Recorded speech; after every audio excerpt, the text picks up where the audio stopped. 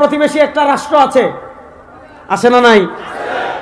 দাদাদের দেশে মুসলমান সংখ্যালঘু, বাংলাদেশে হিন্দুরা সংখ্যালঘু, ওখানে সংখ্যায় বেশি হিন্দুরা, বাংলাদেশের সংখ্যায় বেশি মুসলমানরা। আপনি দুই রাষ্ট্রের সাথে তুলনা করেন, ওখানে সংখ্যায় কম মুসলমানেরা।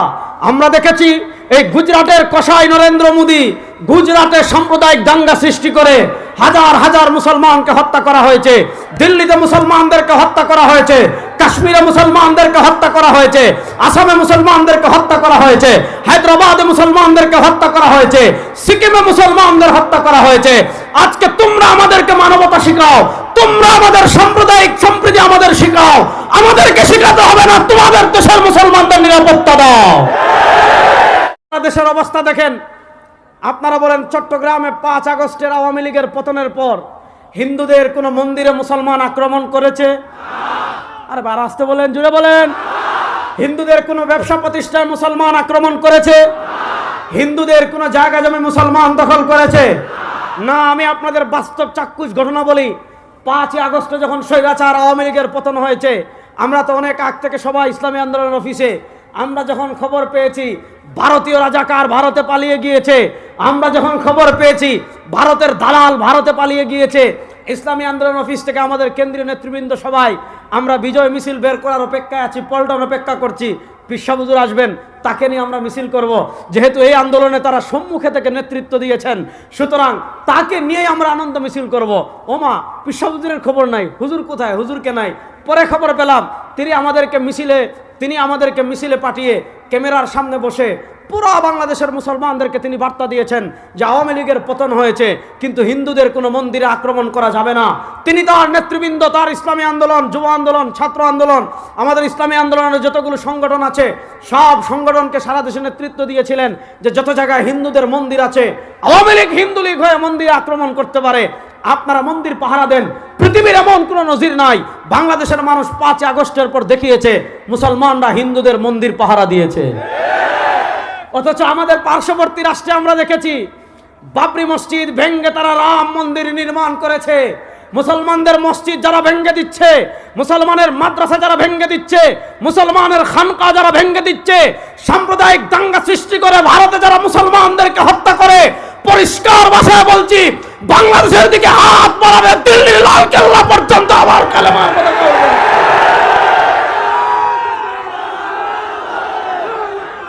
এই আমরা কি ভারতকে ডরাই? আমরা কি ভারতকে ডরাই? এই আমরা কি পৃথিবীর কাউকে ভয় পাই?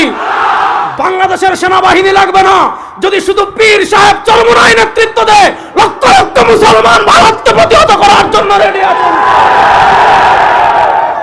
আরে ভাই, কিপটামি না করে আল্লাহর আওয়াজ একবার জুড়ে পড়েন আলহামদুলিল্লাহ, আলহামদুলিল্লাহ। দেখেন, নতুন বাংলাদেশ, পরিবর্তিত বাংলাদেশ। আজকে অনেক কথা বলবো, আল্লাহ তাআলা আমাকে যেন ইখলাসের সাথে বিশুদ্ধ কথা বলার তৌফিক দান করেন। আল্লাহ তাআলা আপনাদের সবাইকে আলোচনার শুরু থেকে নিয়ে শেষ পর্যন্ত মনোযোগ সহকারে শোনার তৌফিক দান করেন। আমি যে আয়াতে কারিমা তিলাওয়াত করেছি, সে আয়াতে কারিমায় আল্লাহ তাআলা নবী করিম সাল্লাল্লাহু আলাইহি ওয়াসাল্লামকে কেন দুনিয়াতে পাঠিয়েছেন, সরওয়ারে দো আলম সাল্লাল্লাহু আলাইহি ওয়াসাল্লামকে আল্লাহ তাআলা অনেকগুলো লক্ষ্য এবং উদ্দেশ্যকে সামনে রেখে দুনিয়াতে পাঠিয়েছেন।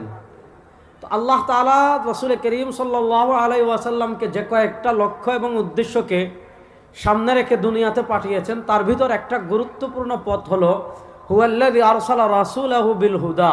তিনি আল্লাহ তার রাসূলকে দুনিয়াতে পাঠিয়েছেন হেদায়েত দিয়ে। হেদায়েত মানে পথের সন্ধান, হেদায়েত মানে পথ দেখানো, হেদায়েত মানে তিনি জান্নাতের পথ দেখাবেন, হেদায়েত মানে তিনি জাহান্নাম থেকে বাঁচার পথ দেখাবেন। হুয়াল্লাযী আরসালা রাসূলাহু বিল হুদা, তিনি আল্লাহ তার রাসূলকে দুনিয়াতে প্রেরণ করেছেন হেদায়েত দিয়ে। এই আয়াত থেকে প্রথম বিশ্বাস আমাদের লালন করতে হবে, এই আয়াত থেকে প্রথম দৃঢ় আকীদা আমাদের লালন করতে হবে। আমরা শুধু দুনিয়াতে নবীর পথে চলবো, কারো বাপের পথে চলবো না, স্বামীর পথে চলবো না। হুয়াল্লাযী আরসালা রাসূলাহু বিল হুদা, আমার নেতা যদি আমাকে রাসূলের পথে পথ দেখায়, ওই নেতার পথ আমি মানি।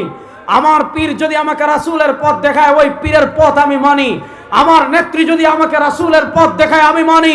যেই নেতা, যেই আদর্শ, যেই দল সরওয়ারে দো আলমের পথে পথ দেখাবে না, তারা কখনো ইসলামের দল হতে পারে না, শয়তানের দল ছাড়া কিচ্ছু না। হুয়াল্লাযী আরসালা রাসূলাহু বিল হুদা, তিনি আল্লাহ তার রাসূলকে প্রেরণ করেছেন হেদায়েত দিয়ে। তাহলে রাসূলের পথ মানার জন্য রেডি আছি তো সবাই ইনশাআল্লাহ? এবার প্রথম কথা বুঝেন, রাসূলের পথ শুধু আমরা মনে করি রাসূলের পথ কোথায়? শুক্রবার জুমার নামাজের পর গরম জিলাপি খাওয়ার জন্য। আমরা মনে করি রাসূলের পথ শুধু মাজারে উরুস করার জন্য। আমরা মনে করি রাসূলের পথ শুধু তোমার ঘুমানোর জন্য। আরে আমার নবী আমাদেরকে যেমন ঘুমাবেন এটা যেমন শিখিয়েছেন, যেমন বাথরুমে যাব এটা যেমন শিখিয়েছেন, যেমন প্রতিবেশীর সাথে ব্যবহার করব এটা যেমন শিখিয়েছেন, রাষ্ট্র পরিচালনা কেমনে করব আমার নবী আমাদেরকে শিখিয়েছেন কিনা? আর আসতে বলেন, একটা দেশের সংসদ কেমনে চলবে আমার নবী আমাদেরকে শিখিয়েছেন কিনা? আসেন, হুয়াল্লাযী আরসালা রাসূলাহু বিল হুদা, তিনি আল্লাহ তার রাসূলকে প্রেরণ করেছেন হেদায়েত দিয়ে। আর কি দিয়ে পাঠিয়েছেন? ওয়াদিনিল হক। মনোযোগ, ওয়াদিনিল হক। আল্লাহ তার নবীকে একটা ধর্ম দিয়ে পাঠিয়েছেন, যেই সত্য ধর্ম। আল্লাহ ধর্মের সাথে কায়েদ বাড়িয়েছেন, আল্লাহ ধর্মের সাথে শর্ত বাড়িয়েছেন। ওয়াদিনিল হক, আল্লাহ পৃথিবীতে সত্য ধর্ম দিয়ে আমার নবীকে পাঠিয়েছেন। এখান থেকে আমাদের মেসেজ পরিষ্কার, এখান থেকে আমাদের বার্তা পরিষ্কার। পৃথিবীতে সত্য ধর্ম মাত্র একটা। বলেন, পৃথিবীতে সত্য ধর্ম মাত্র একটা। না রাস্তে বলেন, পৃথিবীতে সত্য ধর্ম মাত্র একটা। সেই সত্য ধর্মের নাম ইসলাম। বলেন, সেই সত্য ধর্মের নাম ইসলাম। সেই সত্য ধর্মের নাম ইসলাম। আকাশ বাতাস প্রকম্পিত করে বলেন, সেই সত্য ধর্মের নাম ইসলাম। শুনেন, ইসলাম পৃথিবীতে একমাত্র সত্য ধর্ম। এর অর্থ এইটা নয় যে হিন্দুরা থাকবে না, এর অর্থ এইটা নয় বৌদ্ধরা থাকবে না, এর অর্থ এইটা নয় ইহুদিরা থাকবে না, এর অর্থ এইটা নয় খ্রিস্টানরা থাকবে না। ইহুদিরা ইহুদিদের মতো থাকবে, খ্রিস্টানরা খ্রিস্টানদের মতো থাকবে, হিন্দুরা হিন্দুর মতো থাকবে। কিন্তু মুসলমান আকীদা ক্লিয়ার রাখতে হবে, বিশ্বাস ক্লিয়ার রাখতে হবে। হিন্দু সত্য ধর্ম হতে পারে না, ইহুদিবাদ সত্য ধর্ম হতে পারে না, খ্রিস্টবাদ সত্য ধর্ম হতে পারে না, গৌতম বুদ্ধের আদর্শ সত্যম ধর্ম হতে পারে না। পৃথিবীতে সত্য ধর্ম একমাত্র সরওয়ারে দু আলমের ইসলাম। পৃথিবীতে সত্য ধর্ম একমাত্র ইসলাম। বলে না, পৃথিবীতে সত্য ধর্ম একমাত্র ইসলাম।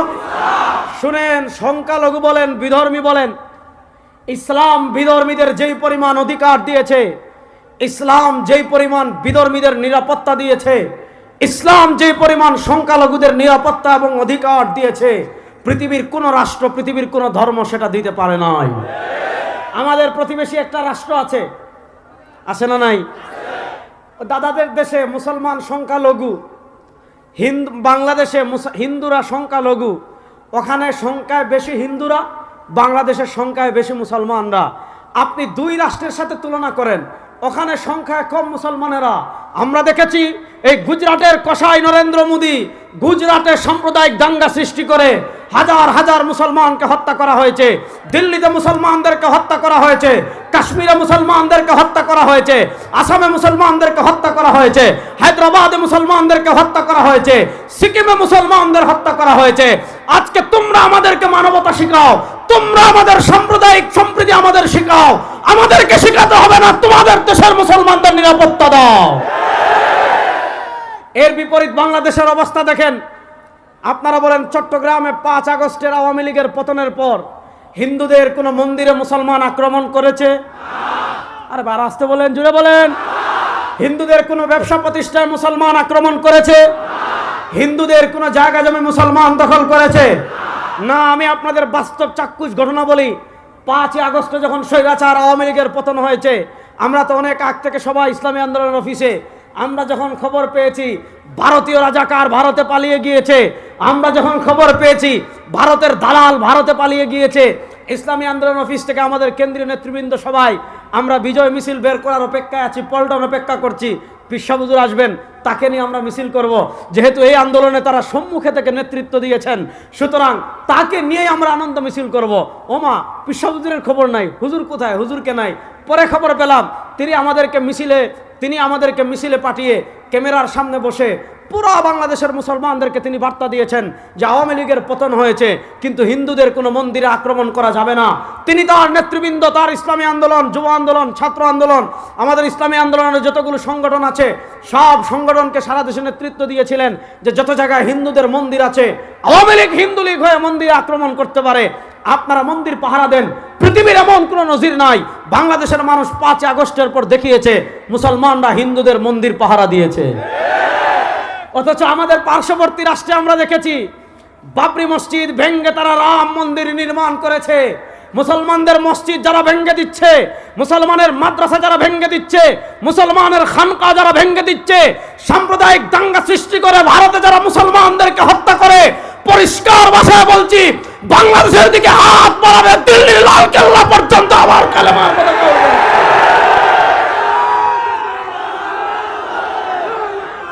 এই আমরা কি ভারতকে ডরাই? আমরা কি ভারতকে ডরাই? এই আমরা কি পৃথিবীর কাউকে ভয় পাই? বাংলাদেশের সেনাবাহিনী লাগবে না যদি শুধু পীর সাহেব চরমোনাই নেতৃত্ব দেয়। লক্ষ লক্ষ মুসলমান ভারতকে প্রতিহত করার জন্য রেডি আছেন।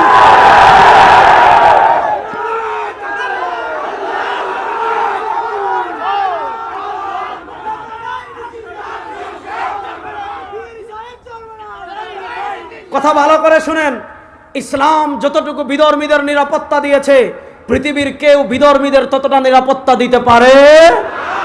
আমাদের দেশে ভয়েস অফ আমেরিকা রিপোর্ট করেছে, পৃথিবীর বড় বড় সব মিডিয়া রিপোর্ট করেছে, বাংলাদেশে বিধর্মীরা যতটুকু নিরাপদ, পৃথিবীর কোথাও বিধর্মীরা ততটুকু নিরাপদ না। সুতরাং খবরদার, আপনি কলকাতার হারবাল বিক্রেতা সাংবাদিক যেগুলো আছে, ওই ভাদ্র মাসের কুত্তা কামড় দিলে মানুষ যেভাবে লাফায়, মনে হচ্ছে সংবাদ পড়ছে না, ভাদ্র মাসের কুত্তা কামড় দিয়েছে। আর বলছে চট্টগ্রাম দখল করে নিবে। চট্টগ্রাম নাকি তাদের? আমরা বলি শোনেন, চট্টগ্রামের দিকে হাত বাড়াবেন, 14 কোটি মুসলমান দিল্লির লাল কেল্লা পর্যন্ত কালেমার পতাকা ওড়ার জন্য প্রস্তুত। চট্টগ্রামের বীর মুসলমান ভারতের কালো হাত ভেঙে দেওয়ার জন্য প্রস্তুত আছে তো ইনশাআল্লাহ? আমরা কি ভারতের ডরাই বেটা? আমরা তো সেই জাতি 313 জন 1000-এর বিরুদ্ধে খেলা করেছি। আমরা তো সেই জাতি মাত্র 10,000 জন 1.5 লাখের বিরুদ্ধে দাঁড়িয়ে গিয়েছি। আমরা তো সেই জাতি মাত্র 50,000 3 লক্ষের বিরুদ্ধে দাঁড়িয়ে গিয়েছি। সুতরাং তোমাদের সৈন্য বেশি থাকতে পারে, দেশ বেশি থাকতে পারে, খবরদার বাংলাদেশ নিয়ে তোমাদের অপরাজনীতি আর আমরা চলতে দেব না ইনশাআল্লাহ। আসেন, আল্লাহ তার নবীকে পাঠিয়েছেন ওয়াদিনিল হক। বলছিলাম পৃথিবীতে সত্য ধর্ম একটা, সেটার নাম ইসলাম। আরে ভাই বলেন না, পৃথিবীতে সত্য ধর্ম একটা, সেটার নাম ইসলাম। এবার আসেন, আল্লাহ তার নবীকে ইসলাম দিয়ে কেন পাঠিয়েছেন? মসজিদে গরম জিলাপি খাওয়ার জন্য না, মাজারে আপনি বিরিয়ানির পর ডেগের পর ডেগ বিরিয়ানি খাওয়ার জন্য না। আল্লাহ তার নবীকে কেন পাঠিয়েছেন? লিউযহিরাহু আলাদ-দীনি কুল্লি, লিউযহিরাহু আলাদ-দীনি কুল্লি, লিউযহিরাহু আলাদ-দীনি কুল্লি। আল্লাহ দ্বীন ইসলাম দিয়েছেন সব কিছুর উপর ইসলামকে বিজয়ী থাকার জন্য। তাহলে বলেন, ইসলাম বিজয়ী হওয়ার জন্য এসেছে না পরাজিত হওয়ার জন্য? জোরে বলেন, ইসলাম বিজয়ী হওয়ার জন্য এসেছে না পরাজিত হওয়ার জন্য? এবার বলেন, ইসলাম কি শুধু গড়ে বিজয়ী হবে? দেখেন, আমরা মনে করি কি জানেন, আমরা মনে করি ইসলাম এটা গড়ে থাকবে, ইসলাম এটা পরিবারে থাকবে, ইসলাম এটা খানকায় থাকবে, ইসলাম এটা মাদ্রাসায় থাকবে, ইসলাম এটা ওয়াজ মাহফিলে থাকবে, ইসলাম এটা ঘরের মধ্যে থাকবে, সংসদে ইসলামের দরকার নাই, বিচার ব্যবস্থায় ইসলামের দরকার নাই, সমাজ নেতৃত্বে ইসলামের দরকার নাই। বলেন, ইসলামকে শুধু ঘরে থাকার জন্য এসেছে না লিউযহিরাহু আলাদ-দীনি কুল্লি, ঘর থেকে নিয়ে সংসদ পর্যন্ত ইসলাম বিজয় হওয়ার জন্য এসেছে, পরাজিত হওয়ার জন্য না।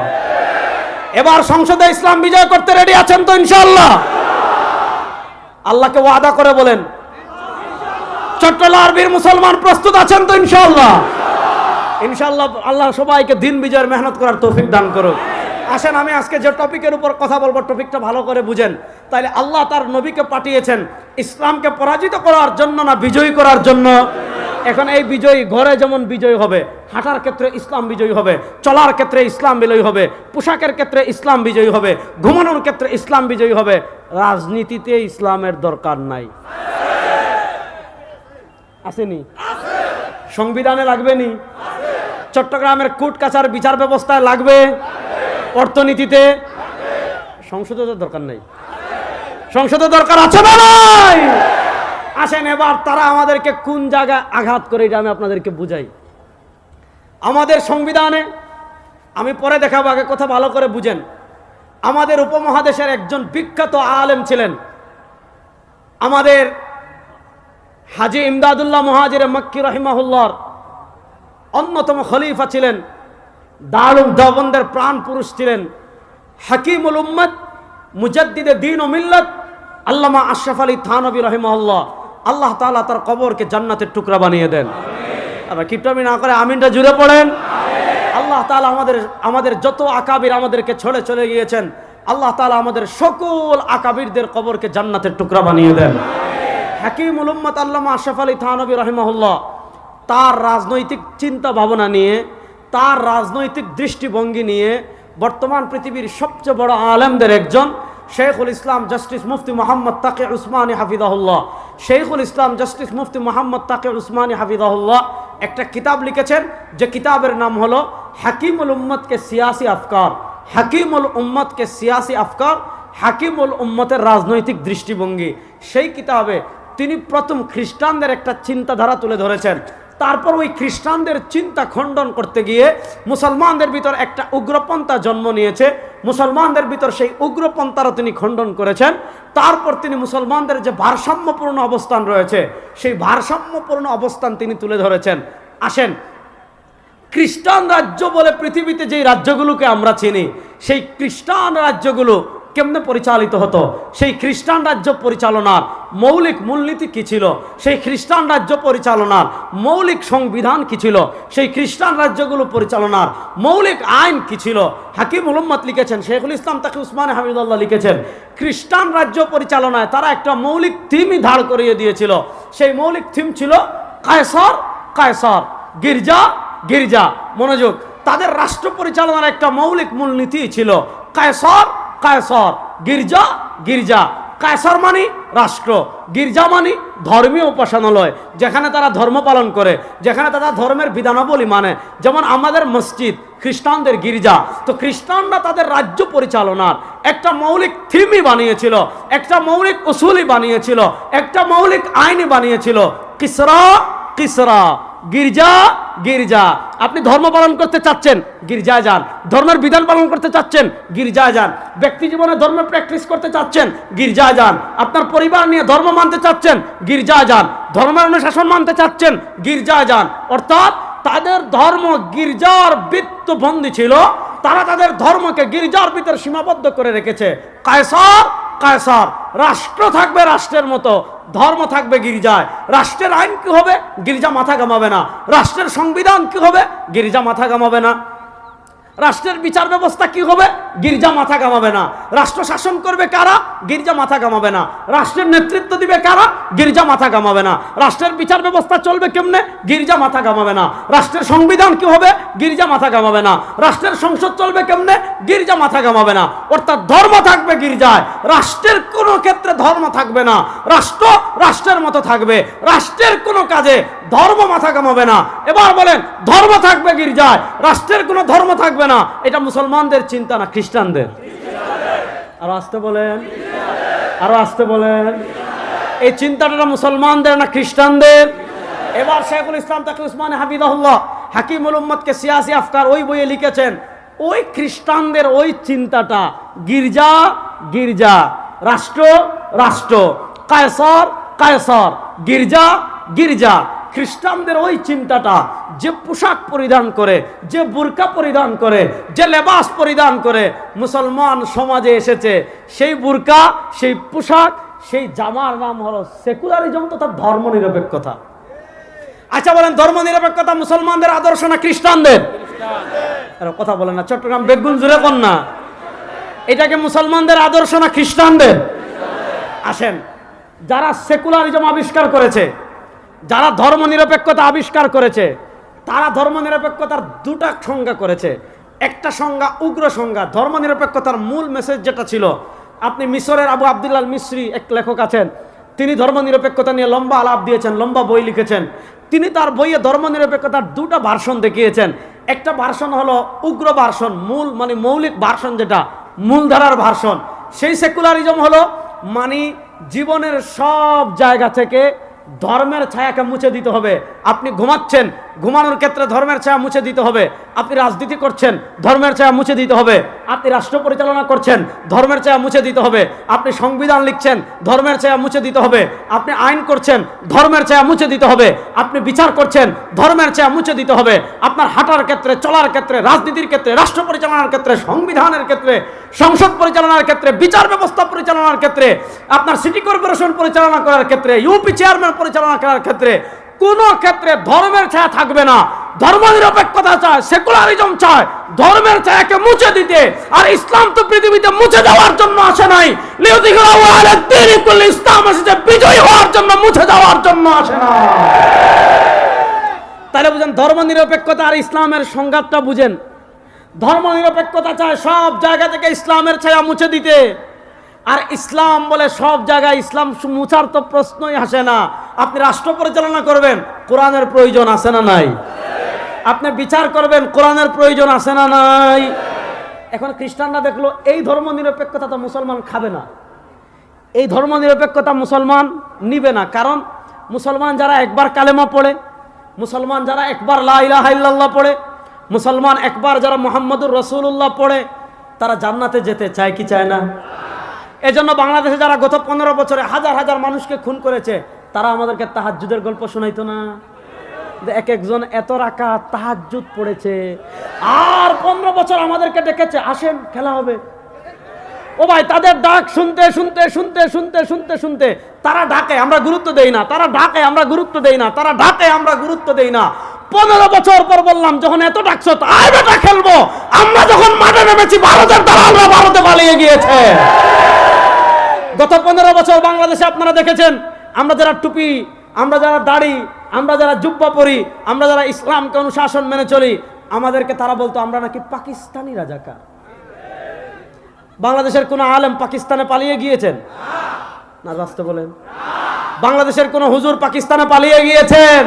শোনেন, আমাদেরকে যারা পাকিস্তানি রাজাকার বলতো, 2024 এসে পরিষ্কার হয়ে গিয়েছে এই দেশে কারা ভারতীয় রাজাকার। আমরা দেখেছি ভারতীয় রাজাকার ভারতে পালিয়ে গিয়েছে। তো তারা দেখলো ধর্মনিরপেক্ষতার এই ভার্সন মুসলমান খাবে না।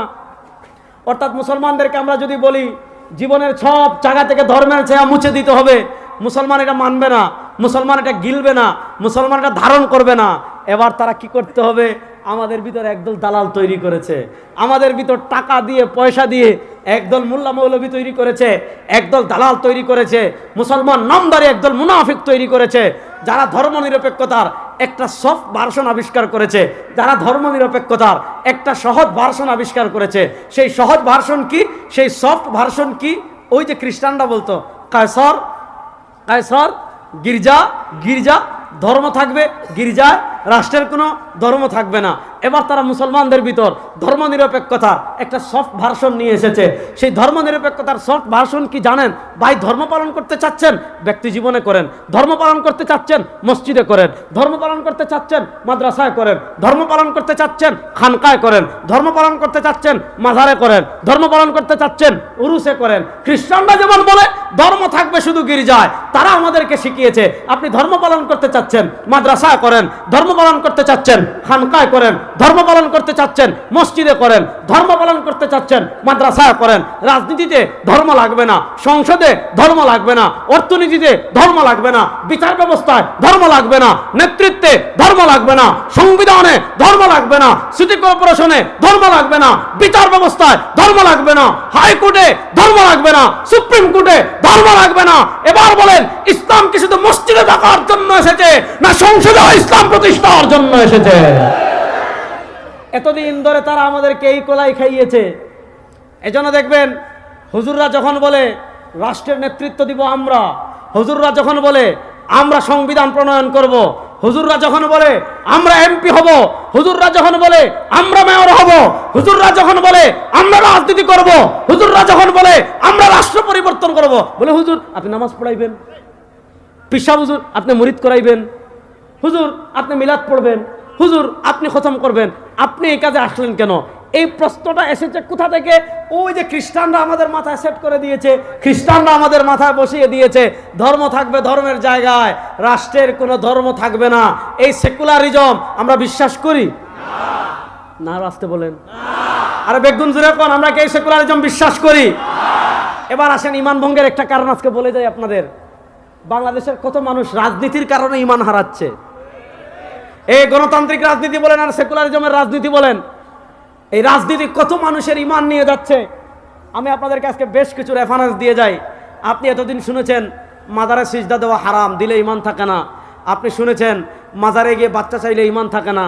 আপনি শুনেছেন ওই বায়েজিদ বুস্তামির পাহাড়ের উপর যে কাসিমগুলো আছে ওগুলার ভাগ্য পরিবর্তনের অধিকারী মনে করলে ইমান থাকে না।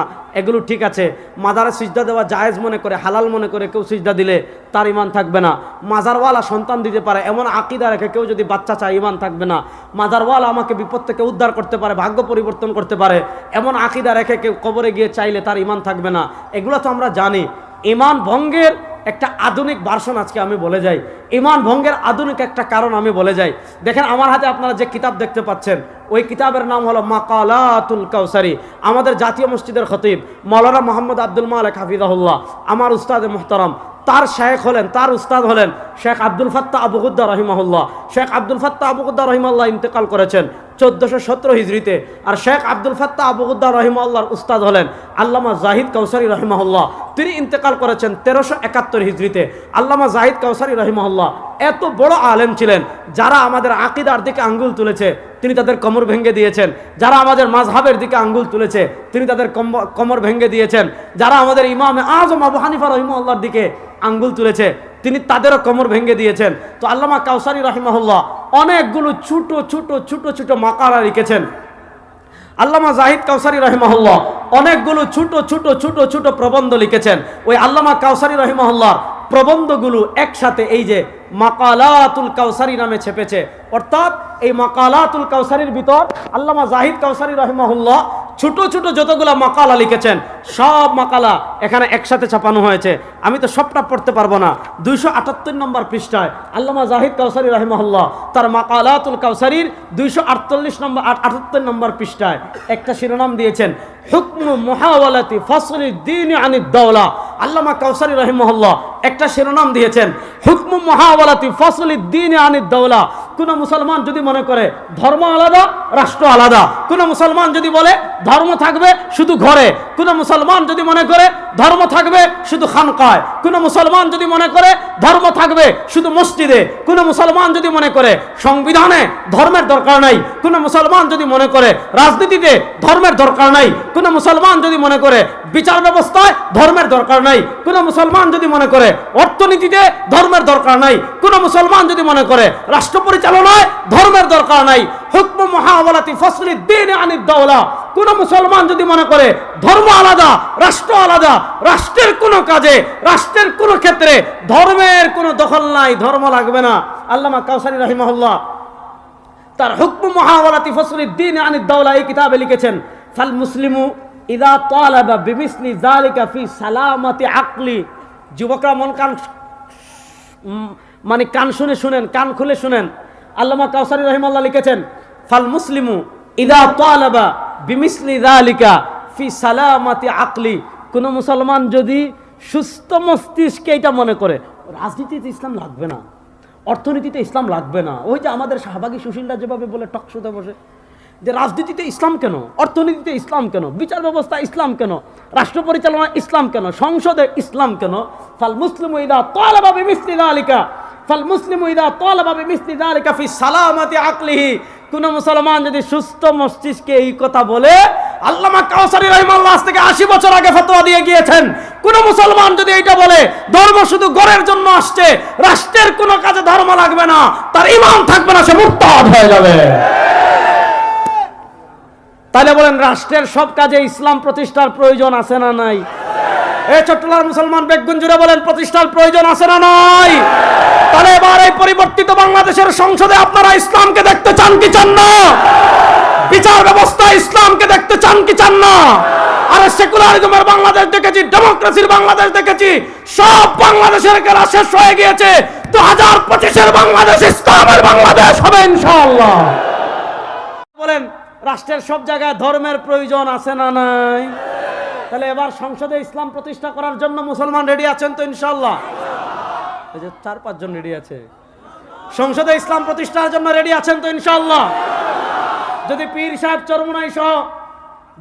সাহেব চরমোনাই বাংলাদেশের সব ইসলামী দলকে নিয়ে ঐক্যবদ্ধভাবে আপনাদেরকে ডাক দেন, ও বাংলাদেশের যুবক, ও বাংলাদেশের তরুণ, ও বাংলাদেশের মুসলমান, যদি পীর সাহেব চরমোনাই সহ ইসলামী নেতৃবৃন্দ ঐক্যবদ্ধ হয়ে আপনাদেরকে ডাক দেন, আর সেকুলারিজম চাই না, আর ডেমোক্রেসি চাই না, আর মানুষের তন্ত্রমন্ত্র চাই না, এবার ইসলামের বাংলাদেশ গড়ব, ইসলামের বাংলাদেশ গড়ার জন্য প্রস্তুত আছেন তো সবাই ইনশাআল্লাহ?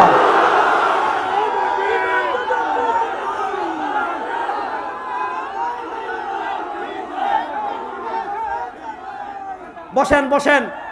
তাহলে বোঝা গেল আবার এই দীর্ঘ আলোচনা থেকে আমরা বুঝলাম ইসলাম শুধু ঘরে থাকার জন্য আসে। বলেন, ইসলাম শুধু ঘরে থাকার জন্য আসে? বিচার ব্যবস্থা ইসলামের প্রয়োজন আছে না নাই? এখন বিচার ব্যবস্থা ইসলাম যদি আপনি নিতে চান তাহলে শুধু শুনেন, আমি যেমন আপনাদেরকে বলছি, আমার মা বোনদেরকেও বলে যাচ্ছি, আপনারা যদি ইসলামের জন্য ঐক্যবদ্ধ হয়ে যান, আপনারা যদি বলেন এই বাংলাদেশে নারীদের নিরাপত্তা, গত 52 বছর যারা শাসন করেছে নারীদের নিরাপত্তা দিতে পারে নাই। আমরা দেখেছি নদীতে নারীর লাশ পাওয়া যায়, আমরা দেখেছি খালে নারীর লাশ পাওয়া যায়, আমরা দেখেছি বিভিন্ন অভিজাত হোটেলে নারীদের লাশ পাওয়া যায়। আর ইসলাম যে পরিমাণ নারীদের অধিকার এবং নিরাপত্তা দিয়েছে, পৃথিবীর কোনো আদর্শ ততটা নিরাপত্তা দিতে পারে।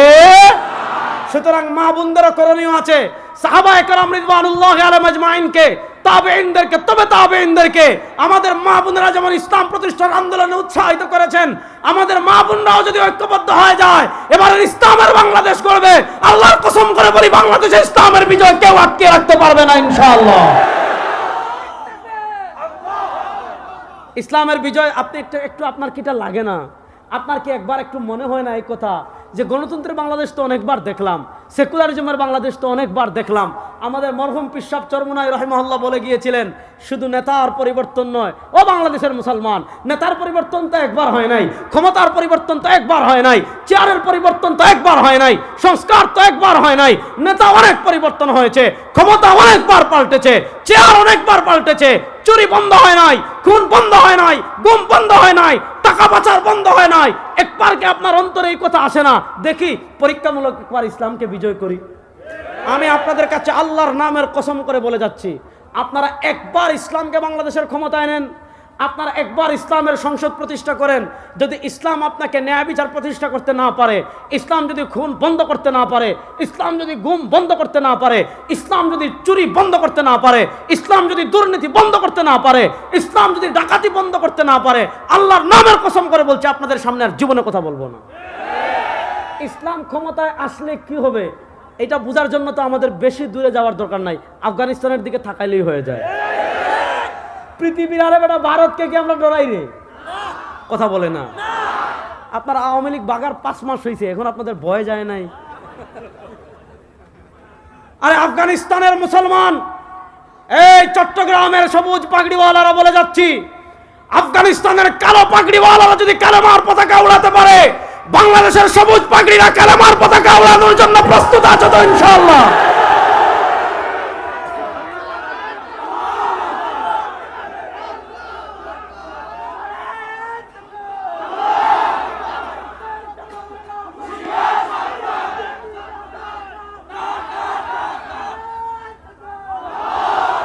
আমরা পৃথিবীর কোন আধিপত্যবাদকে ভয় পাই? আরে আমাদের তো স্লোগান একটা আছে, আল্লাহু আকবার। আমাদের তো মিছিল একটা আছে, লা ইলাহা ইল্লাল্লাহ। আরে আমরা তো সেই জাতি, আল্লাহ দুনিয়াতে যত নবী পাঠিয়েছেন, যত রাসূল পাঠিয়েছেন, আল্লাহ কোরআনে বলেছেন, ওয়া মা আরসালনা মিন ক্বাবলিকা মির রাসূলিন ইল্লা নূহি ইলাইহি আন্নাহু লা ইলাহা ইল্লা আনা ফাবুদুন। আমার নবীর প্রথম স্লোগান ছিল, ইয়া আইয়ুহান নাস কুলু লা ইলাহা ইল্লাল্লাহ তুফলিহুন। আমরা কারো বাপের স্লোগান দেই না, আমরা কারো নেত্রীর স্লোগান দেই না। আমরা যেমন খানকায় স্লোগান দেই লা ইলাহা ইল্লাল্লাহ, এখন থেকে রাজপথে জয় বাংলা কোন স্লোগান না, আমাদের স্লোগান হবে লা ইলাহা ইল্লাল্লাহ। আমাদের স্লোগান হবে লা ইলাহা ইল্লাল্লাহ। লা ইলাহা ইল্লাল্লাহ আমাদের জাতীয় স্লোগান হোক, চান কি চান না? লা ইলাহা ইল্লাল্লাহকে জাতীয় স্লোগান বানাতে হলে সংসদে ইসলামকে নিতে হবে। রেডি আছেন তো মুসলমান? আসেন তাহলে আমরা বুঝা গেল মূল কথার পয়েন্ট হারাইয়েন না। মূল কথা হলো ইসলাম শুধু মসজিদে থাকার জন্য আসে নাই। মসজিদে নামাজ পড়বেন কেমনে, এই বিধান যেমন ইসলামে আছে। খানকায় জিকির করবেন কেমনে, ওই বিধান যেমন ইসলামে আছে। দোকানে ব্যবসা করবেন কেমনে, ওই বিধান যেমন ইসলামে আছে। আদালতে বিচার করবেন কেমনে, ওই বিধান যেমন ইসলামে আছে। সংসদে বসে রাষ্ট্র পরিচালনা কেমনে করবেন, ইসলামে আছে না নাই? তাহলে সংসদের বিধানগুলো বাংলাদেশে বাস্তবায়ন করার দরকার আছে না নাই?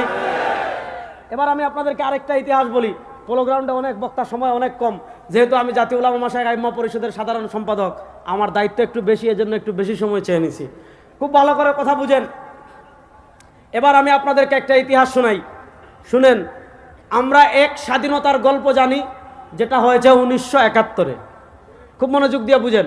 1971 সালের আগে আমাদের স্বাধীনতা আরেকটা আছে।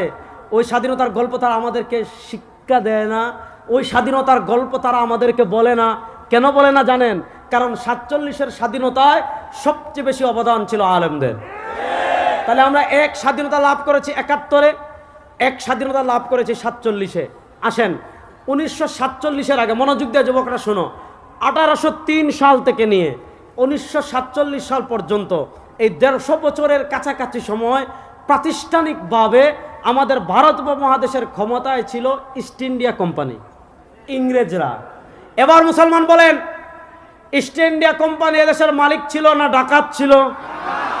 আর আসতে বলে, ইস্ট ইন্ডিয়া কোম্পানি ইংরেজরা এদেশের মালিক ছিল না ডাকাত ছিল? ডাকাতদের বিরুদ্ধে দীর্ঘ সংগ্রাম হলো। আপনি 1833-এর বালাকুট, 1857 সালের সিপাহী বিপ্লব, 1866 সালে দারুল দেওবন্দ প্রতিষ্ঠা, তারপর শেখুল হিন্দ মাহমুদ হাসান দেওবন্দি রহিমাহুল্লাহর নেতৃত্বে রেশমি রুমাল আন্দোলন, শায়খুল আরবি ওয়াল আজম সৈয়দ হুসাইন আহমদ মদনী নব্বরাল্লাহু মারকাদাহুর নেতৃত্বে ব্রিটিশ বিরোধী আন্দোলন।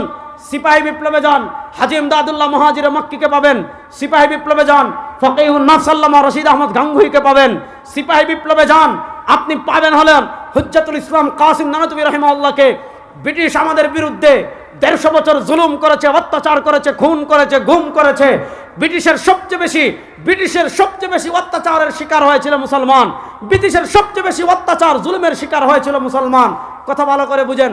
ব্রিটিশদের দীর্ঘ ত্যাগ সংগ্রামের পর ব্রিটিশ যখন বিদায়ের সময় গনিয়ে আসলো, যেহেতু ব্রিটিশ আমলে, গত আওয়ামী লীগ আমলে হিন্দুরা যেমন সবচেয়ে বেশি অধিকার লাভ করেছিল। আপনাদের চট্টগ্রামে পূজায় আপনাদের এক মন্ত্রী ছিল, গিয়া বলছে আমার ইমান হুজুরদের মতো এত দুর্বল না যে পূজায় গেলে মূর্তির সামনে নাচানাচি করলে তার ইমান নাকি নষ্ট হবে না। আমি বলেছিলাম, আরে বেটা, তোর ইমান থাকলে না যাবে, তোর তো ইমান নাই, তোর তো ইমান। 1947-এর আগে মুসলমান তখন আন্দোলন করেছে, আর হিন্দুদের সাথে থাকবো না, মুসলমানের আলাদা আবাসভূমি লাগবে। 1947-এর 14 অথবা 15 আগস্ট তারিখটা সঠিক এই মুহূর্তে মনে পড়ছে না। আরবি তারিখটা আমি বলি, ইংরেজিটা আমি না বললেও সমস্যা নাই। আরবি তারিখটা আমি বলি। শেখুল ইসলাম জাস্টিস তাকি উসমানী হাফিজাহুল্লাহ তার আত্মজীবনী ইয়াদেতে লিখেছেন, এই দিন ছিল রমাদানুল মুবারকের শবে কদর। 26 তারিখ দিবাগত রাতে, বৃহস্পতিবার জুমার রাতে মুসলমানদের জন্য 1947-এ আলাদা একটা আবাসভূমি হয়েছে। সেই আলাদা আবাসভূমির নাম পাকিস্তান। পাকিস্তানের 2 ভাগ ছিল, একটা পশ্চিম পাকিস্তান আর একটা হলো পূর্ব পাকিস্তান। ও চট্টলার বীর মুসলমান শুনেন, 1947-এর আগে মুসলমান যখন আলাদা মুসলিম আবাসভূমির আন্দোলন করেছে, ওই সময় আন্দোলনে মুসলমানদের জাতীয় স্লোগান ছিল, পাকিস্তান প্রতিষ্ঠার জাতীয় স্লোগান ছিল পাকিস্তান কা মতলব কিয়া লা ইলাহা ইল্লাল্লাহ। আর ভাই ইল্লাল্লাহটা একটু জোরে বলেন না। পাকিস্তান কা মতলব কিয়া লা ইলাহা ইল্লাল্লাহ। যদি দলিল লাগে আমার কাছে আসেন, ফিতনা গামে গামে করেন না। দলিল লাগলে রেজাউল করিম আপনার কাছে আসবেন, দলিল দিয়ে কবর দিয়ে দিব ইনশাআল্লাহ। বলেন, পাকিস্তান প্রতিষ্ঠার আন্দোলনের স্লোগান কি ছিল? পাকিস্তান কা মতলব কিয়া লা ইলাহা ইল্লাল্লাহ। আরে বলেন না, পাকিস্তান কা মতলব কিয়া লা ইলাহা ইল্লাল্লাহ। 47-এর স্বাধীনতা লা ইলাহা ইল্লাল্লাহর উপর ভিত্তি করে বলে। অনেকে বলে পীর সাহেব চরমোনাই কেন জুড়ে গলায় কথা বলে, অনেকে বলে মুফতি ফয়জুল করিম কেন জুড়ে গলায় কথা বলে, অনেকে বলে মামুনুল হক কেন জুড়ে গলায় কথা বলে, রেজাউল করিম আবরাররা কেন জুড়ে গলায় কথা বলে। আরে বেটা, আমরা যদি বড় গলায় কথা না বলে তোর বাপ বলবে? কেন আমি এই কথা বলেছি শুনেন। 1947-এ যখন দেশ বিভক্ত হয়েছে, পাকিস্তানে প্রথম স্বাধীনতার পতাকা তুলেছিলেন আল্লামা শাব্বির আহমদ উসমানী। পূর্ব পাকিস্তানে প্রথম স্বাধীনতার পতাকা তুলেছিলেন আল্লামা জফর আহমদ উসমানী, একজন থানবী রাহিমাহুল্লাহর আপন ভাগিনা। তিনি আমাদের স্বাধীনতার প্রথম পতাকা বাংলাদেশে তুলেছেন। পশ্চিম পাকিস্তানে স্বাধীনতার প্রথম পতাকা তুলেছেন আল্লামা শাইখুল ইসলাম আল্লামা শাব্বির আহমদ উসমানী, যিনি দারুল উলুম দেওবন্দের প্রথম ছাত্র, শাইখুল মাহমুদ হাসান দেওবন্দি রহিমাহুল্লাহর ছাত্র ছিলেন এবং দারুল উলুম দেওবন্দের মুহতামিম ছিলেন। আরে 47 স্বাধীনতা আমরা করেছি, আমাদের বাবারা করেছে, দাদারা করেছে। আমরা যদি জুড়ে কথা না বলি তো বাপ বলবে? তাহলে বলেন 47 স্বাধীনতার ভিত্তি ছিল লা ইলাহা ইল্লাল্লাহ। জুড়ে বলেন না, 47 স্বাধীনতার ভিত্তি ছিল লা ইলাহা ইল্লাল্লাহ। আসেন 47 পর 47 থেকে 1971, আমি খুব সংক্ষেপে বলছি, সময় কম আমি জানি, তারপর আর 4-5 মিনিটের ভিতরে আমি শেষ করবো, মনোযোগ দিয়ে শুনেন। 47 থেকে 1971, এই যে একটা সময়, ওই একটা সময় যে ভিত্তির উপর আমাদের দেশ স্বাধীন হয়েছিল, ওই ভিত্তির উপর স্বাধীনতা থাকে নাই। এখন দেখা যাচ্ছে পশ্চিম পাকিস্তান আমাদের উপর জুলুম করেছে। কেমন জুলুম করেছে? আমাদের এখানে ভালো কাগজ হয়েছে, তারা ওই কাগজ পশ্চিম পাকিস্তানে নিয়ে যায়, ওখান থেকে খারাপ কাগজ আমাদেরকে দেয়। এখানে ভালো ধান হয়েছে, ওইটা তারা ওখানে নিয়ে যায়, ওখান থেকে খারাপ ধান দেয়। আমাদেরকে চাকরির ক্ষেত্রে তারা বৈষম্য করে, আমাদের সাথে ইনসাফ করে না, নানাভাবে জুলুম করে। এই জুলুমের কারণে, পাকিস্তানের বৈষম্যের কারণে 1971-এ আমরা পূর্ব পশ্চিম পাকিস্তান থেকে আলাদা হয়ে আমরা আলাদা একটা স্বাধীনতা পেয়েছি 1971-এ। এখানে প্রথম পয়েন্টটা বুঝেন, 1971-এর স্বাধীনতা কখনো ইসলামের বিরুদ্ধে ছিল? তাহলে স্বাধীনতার চেতনা কি? গত 15 বছর শাহবাগীরা আপনাদেরকে স্বাধীনতার চেতনা শিখিয়েছে ধর্মনিরপেক্ষতা, স্বাধীনতার চেতনা শিখিয়েছে টুপি দাড়িকে অপমান করা, স্বাধীনতার চেতনা শিখিয়েছে সোশ্যালিজম। আসলে স্বাধীনতার চেতনা কি ছিল আমাদের জানার দরকার আছে না নাই? আসেন, আমি আপনাদেরকে একটা ঐতিহাসিক প্রমাণ আজকে দেখিয়ে যাচ্ছি। বাংলাদেশের সব শাহবাগী নাস্তিকদেরকে আমি এই পোলো গ্রাউন্ডের মাঠে চ্যালেঞ্জ দিয়ে যাচ্ছি, স্বাধীনতার চেতনা কি ছিল। দেখেন, আমাদের স্বাধীনতা যুদ্ধ শুরু হয়েছে 1971 সালের 26শে মার্চ। আমাদের স্বাধীনতা যুদ্ধ শুরু হয়েছে 1971-এর কোন মাস? 26শে মার্চ। 26শে মার্চ স্বাধীনতা যুদ্ধ শুরু হয়েছে। স্বাধীনতা যুদ্ধ শুরু হওয়ার মাত্র 14 দিন পর 1971 সালের 10ই এপ্রিল, আপনারা জানেন আমাদের চুয়াডাঙ্গা মেহেরপুরের এদিকে মুজিবনগর সরকার, অস্থায়ী সরকার গঠিত হয়েছিল। ওই স্বাধীনতা যুদ্ধ শুরুর মাত্র 14 দিন পর আমাদের মুজিবনগর সরকার একটা স্বাধীনতার ঘোষণাপত্র পাঠ করেছিল। আসেন, সেই স্বাধীনতার ঘোষণাপত্র কখন ঘোষণা করেছে? স্বাধীনতা যুদ্ধ শুরু হওয়ার মাত্র 14 দিন পর। দেখেন, আমি সেই স্বাধীনতার ঘোষণাপত্র আমাদের বাংলাদেশের সংসদ বিষয়ক যে ওয়েবসাইট আছে, সেই সংসদ বিষয়ক ওয়েবসাইট থেকে আমি স্বাধীনতার ঘোষণাপত্র ডাউনলোড করে নিয়ে এসেছি। যখন তারা স্বাধীনতা যুদ্ধের জন্য মানুষকে উৎসাহিত করবে, যখন স্বাধীনতা যুদ্ধের শুরুর মাত্র 14 দিন পর তারা স্বাধীনতার ঘোষণাপত্র পাঠ করেছে, সেখানেই দেখেন 1971 সালের 10ই এপ্রিল তারিখে মুজিবনগর সরকারের জারিকৃত স্বাধীনতার ঘোষণাপত্র, অর্থাৎ স্বাধীনতা যুদ্ধের মাত্র 14 দিন পর স্বাধীনতার যে ঘোষণাপত্র পাঠ করেছে, এখানে তারা অনেকগুলো পয়েন্ট দিয়েছে যে পশ্চিম পাকিস্তান এইটা করে নাই, ওইটা করে নাই, ওইটা করে নাই, ওইটা করে নাই, ওইটা করে নাই। এরপরে এক পৃষ্ঠা বিভিন্ন দাবি দাওয়া পেশ করার পর সবগুলো তার পেশ করা যাবে না, সময় কম। এখানে এসে বলছে, যেহেতু আপনারা এটা মানেন না, এটা মানেন না, এটা মানেন না, ওইটা মানেন নাই, সেহেতু আমরা বাংলাদেশের নির্বাচিত প্রতিনিধিগণ, বাংলাদেশের সর্বোচ্চ ক্ষমতার অধিকারী জনগণ কর্তৃক আমাদিগকে প্রদত্ত ক্ষমতার মর্যাদা রক্ষার্থে নিজেদের সমন্বয়ে যথাযথভাবে একটি গণপরিষদ রূপে গঠন করিলাম এবং পারস্পরিক আলোচনা করিয়া এবং বাংলাদেশের জনগণের জন্য কান খাড়া করে শুনেন চট্টগ্রামের মুসলমান, মুক্তিযুদ্ধের চেতনা কি, স্বাধীনতার যুদ্ধের চেতনা কি। যখন স্বাধীনতা যুদ্ধ শুরু হয়েছে তখন বলছে স্বাধীনতার যুদ্ধের চেতনা হলো বাংলাদেশের জনগণের জন্য সাম্য, মানবিক মর্যাদা ও সামাজিক সুবিচার নিশ্চিতকরণার্থে সার্বভৌম গণপ্রজাতন্ত্র রূপে বাংলাদেশের প্রতিষ্ঠা ঘোষণা করিলাম। যখন মুক্তিযুদ্ধ চলে তখন বলেছে মুক্তিযুদ্ধের চেতনা হলো 3টা। একটা হলো সাম্য, বলেন একটা হলো, আরে জুড়ে বলেন না, বেগুন জুড়ে কোন, একটা হলো, আরেকটা হলো মানবিক মর্যাদা, আরেকটা হলো মানবিক মর্যাদা, তারপর লিখেছে সামাজিক সুবিচার। যখন মুক্তিযুদ্ধ চলে তখন বলেছে 3টা চেতনাকে সামনে রেখে যুদ্ধ করছি। একটা হলো স্বাধীনতার ঘোষণাপত্রে লিখেছে 3টা চেতনাকে সামনে রেখে যুদ্ধ করছি, সাম্য, মানবিক মর্যাদা, সামাজিক ন্যায় বিচার। আসেন, আমরা 16 ডিসেম্বর স্বাধীন হইলাম, যুদ্ধ করার সময় বলে মুক্তিযুদ্ধের চেতনা 3টা, একটা সাম্য, আরেকটা মানবিক মর্যাদা, আরেকটা সামাজিক সুবিচার। যুদ্ধ শেষ 1971 সালের 16 ডিসেম্বর আমরা স্বাধীন হলাম। স্বাধীনতার 1 বছর পর আমাদের সংবিধান লিখেছে ভারতে। কোথায় লিখেছে? এই পয়েন্টটা প্রথম মাথায় রাখবেন। সংবিধান লিখেছে কোথায়? আসেন, যখন যুদ্ধ চলে তখন বলে সাম্য, মানবিক মর্যাদা, সামাজিক ন্যায়, বিচার। যুদ্ধ শেষ হয়েছে, যুদ্ধের 1 বছর পর আমাদের সংবিধানের 1 নম্বর পৃষ্ঠায় আসেন মুক্তিযুদ্ধের চেতনা কি লিখে। আমরা অঙ্গীকার করিতেছি যে সকল মহান আদর্শ আমাদের বীর জনগণকে জাতীয় মুক্তি সংগ্রামে আত্মনিয়োগ ও বীর শহীদদিগকে প্রাণোৎসর্গ করিতে উদ্বুদ্ধ করিয়াছিল, জাতীয়তাবাদ, সমাজতন্ত্র, গণতন্ত্র ও ধর্মনিরপেক্ষতার সে সকল আদর্শ এই সংবিধানের মূলনীতি হইবে।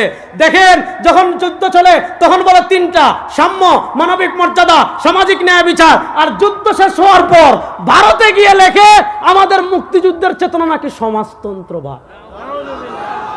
সমাজতন্ত্রবাদ বুঝছেন? সমাজতন্ত্রবাদকে ইংরেজিতে বলে সোশ্যালিজম। সোশ্যালিজম মানে কি? ব্যক্তি মালিকানা কোনো জিনিস নাই। আপনি চাকরি করে টাকা কামাচ্ছেন, এই টাকার মালিক হবে রাষ্ট্র। আপনি প্রবাসে টাকা কামাচ্ছেন, এই টাকার মালিক হবে রাষ্ট্র। আপনি জমি কিনেছেন, আপনার মালিকানা না, আপনার জমিনের মালিক রাষ্ট্র। আপনি টাকা কামাচ্ছেন, আপনার টাকার মালিক রাষ্ট্র, আপনার ব্যাংক ব্যালেন্সের নামে রাষ্ট্র।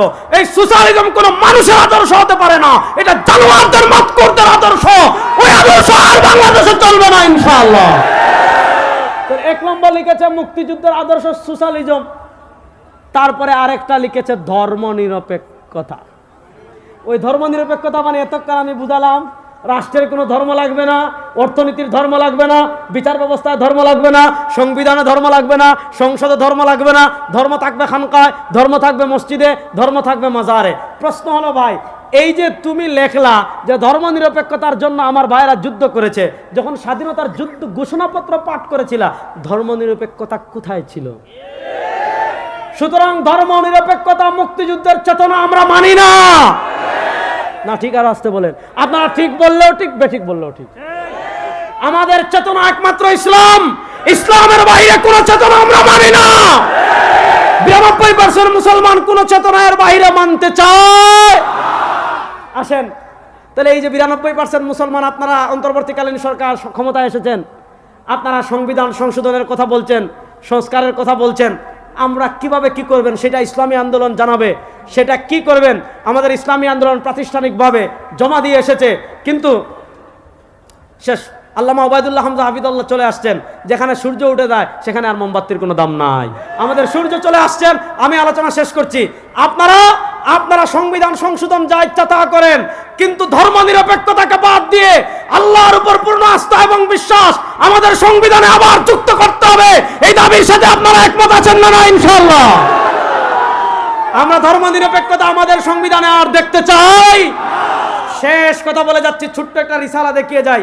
এটা আজকে আর পড়লাম না, সামনে পড়বো। ভোটারের দায়িত্ব, ভোট সম্পর্কে শরীয়তের নির্দেশ। এই বই লিখেছেন আল্লামা শামসুল হক ফরিদপুরি রাহিমাহুল্লাহ। 52 বছর চুর, ডাকাত, বদমাশ, লাঠিয়াদের ভোট দিয়েছেন। যারা আপনার টাকা চুরি করেছে, আপনি মাথার গাম পায়ে ফেলে টাকা ব্যাংকে রেখেছেন, ব্যাংক লুটতরাজ করেছে। আপনি মাথার গাম পায়ে ফেলে টাকা কামিয়ে শেয়ার বাজারে রেখেছেন, শেয়ার বাজারে লুটতরাজ করেছে। ওই চুর, ডাকাত, চাঁদাবাজদের বাংলাদেশের মানুষ আর ক্ষমতায় দেখতে চায় না।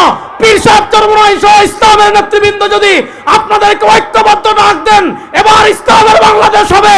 চট্টলার বীর মুসলমান প্রস্তুত আছেন তো ইনশাআল্লাহ? আর কোন তন্ত্রমন্ত্র আমরা দেখতে চাই? আল্লাহ তাআলা ইসলামের বাংলাদেশ গড়ার জন্য ঘাম ঝরানোর তৌফিক আমাদেরকে দান করেন। ইসলামী আন্দোলনের নেতা কর্মীরা প্রস্তুত আছেন তো ইনশাআল্লাহ? নতুন বাংলাদেশকে নতুন বাংলাদেশে ইসলামকে বিজয় করবই করব ইনশাআল্লাহ। নাসরুম মিনাল্লাহ, ফাতুন করিব। আসসালামু আলাইকুম।